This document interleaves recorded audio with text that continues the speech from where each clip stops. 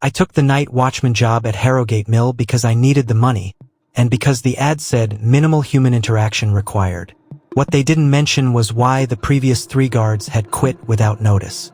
The mill closed in 1987, but the owners never demolished it. They just locked the doors. Now, some holding company pays me $18 an hour to walk the perimeter every 2 hours and make sure teenagers aren't breaking in to smoke or screw or summon demons, or whatever teenagers do in abandoned textile mills. My first night, the foreman, a guy named Decker with nicotine-stained fingers and a nervous blink, handed me a flashlight and a ring of keys heavy as a brick. "Stay out of the basement," he said. "Flooding, structural damage." "Got it." "And the east wing. Roof's unstable." "Okay." He grabbed my arm as I turned toward the building. His fingers were ice cold. "If you hear anything that sounds like weaving, like a loom, you understand? Don't investigate. Just note it in the log. That's all. Just note it." Then he was gone, tires squealing on gravel before I could ask what the hell he meant. The mill breathes. That's the first thing you notice.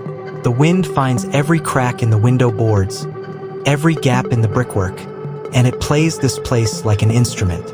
Low moans, high whistles, sometimes a rhythmic thump-thump-thump that my rational brain knows is a loose sheet of metal on the roof, but my hindbrain insists is something walking overhead.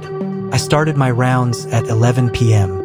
The main floor is a cathedral of rust, looms frozen mid-production, spools of rotted thread still on their spindles, as if the workers simply vanished mid-shift.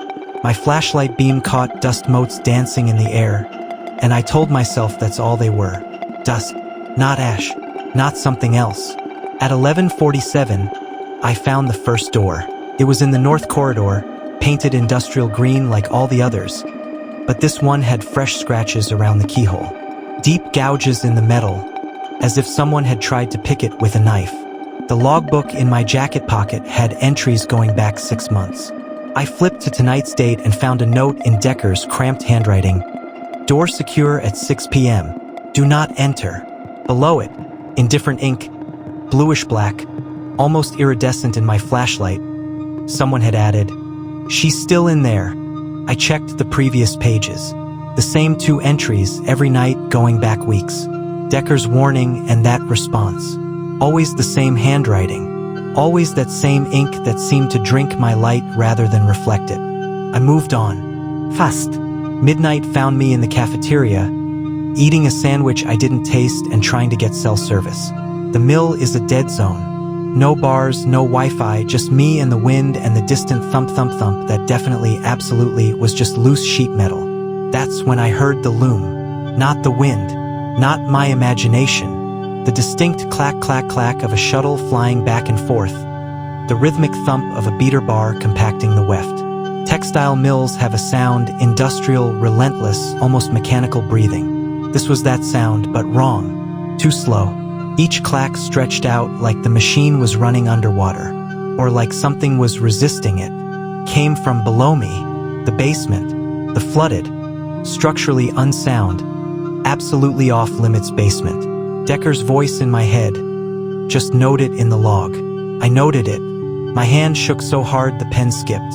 The sound stopped. Silence rushed in, heavier than the noise had been. I sat frozen, sandwich halfway to my mouth, listening to my own heartbeat. Then footsteps.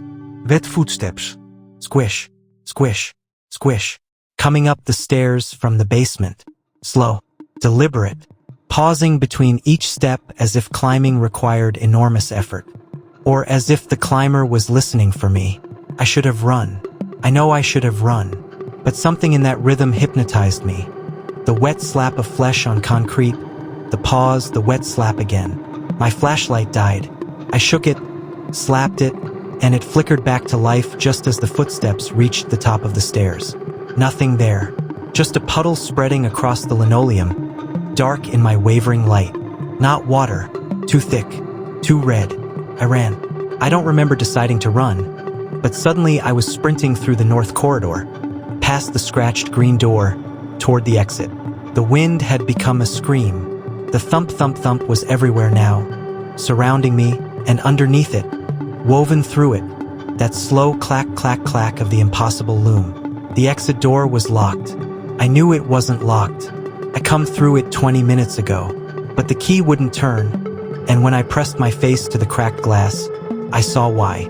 There was no outside, just darkness. Impossible, absolute darkness. As if the world beyond the mill had been unmade while I wasn't looking. Behind me, the wet footsteps resumed. Squish, squish, squish, but faster now, eager. I turned, back against the door, flashlight beam trembling across the corridor. The footsteps stopped, but the puddle was there, advancing toward me, and in its center, rising from it like a photograph developing in acid, was a shape, a woman. Her skin was the color of old linen, stretched too tight across her bones. Her eyes were shut, sewn shut with thread that gleamed like spider silk. She wore a dress that might have been white once, now stained the same red as the liquid pooling around her bare feet. Her mouth opened. No sound came out, but I heard her anyway, in the space between my thoughts, in the memory of that rhythmic clack, clack, clack. You took the job. You took the shift. You took the place of the others. And now you will take my place, watcher. You will watch the door. You will note the sounds. The new guard will come soon. I feel it in my threads. And I will meet him at the door with my nicotine-stained fingers and my nervous blink. And I will hand him the flashlight and the heavy ring of keys. And I will say, "Stay out of the basement." And he will take the job. They always take the job. The mill needs its watchers.